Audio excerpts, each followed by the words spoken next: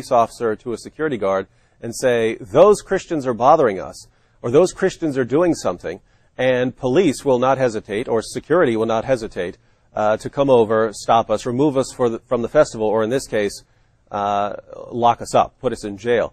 And so in this situation, we were falsely accused, and we had the footage. We said to the police officers, we have the video footage right here on our cameras of exactly what happened. Will you sit down and watch it with us? They refused, and instead they put us in cells. You just saw a clip of the shamed evangelist named David Wood. Here, he was intimating he was arrested for pretty much no reason whatsoever, or wrongly arrested. Well, talk about besmirching the good reputation of the police force. Let me defend the police force and point out David Wood to be a liar. If you look at the quote by the Dearborn police chief, that's Ron Haddad, he confirms why David Wood was arrested. He was arrested for disorderly conduct. So David, I'd ask you to be a little bit more forthright with the truth and stop misrepresenting the facts. However, I will amuse you and I will sit down and watch the video footage with you. You may not know that I have video footage which shows that the police were not arresting people for preaching. You claim that you were arrested for preaching Christianity. Well, I have video footage which disproves you and shows you to be a liar. I repeat, a liar. David Wood's video and blog reads, arrested for being Christian preachers at Dearborn Arab Festival 2010. This is a bare-faced lie. The police were not arresting people for preaching. I have video footage which I will show you of a man preaching about Jesus, a Christian person preaching Jesus is the way, etc. at the top of his voice, and this man is not arrested. In fact, the police walk away from him whilst carting away David Wood and his friends.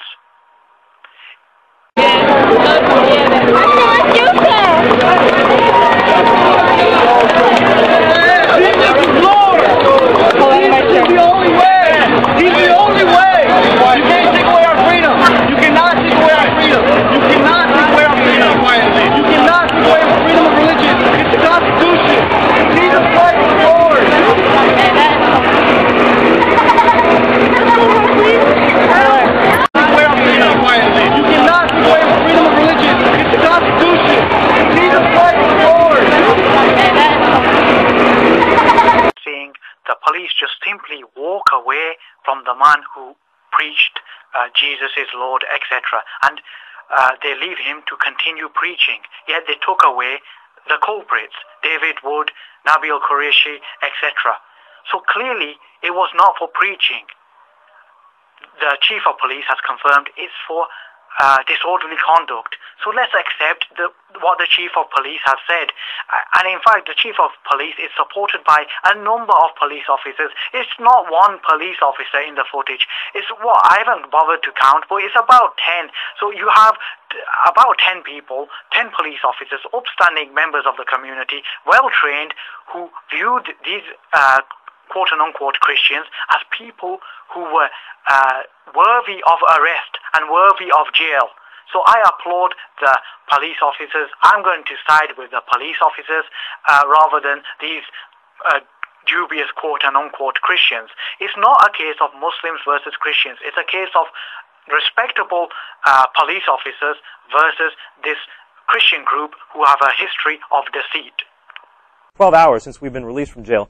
And already online, people are accusing us of having disrupted people at this festival, of having incited a problem, of having caused disruption.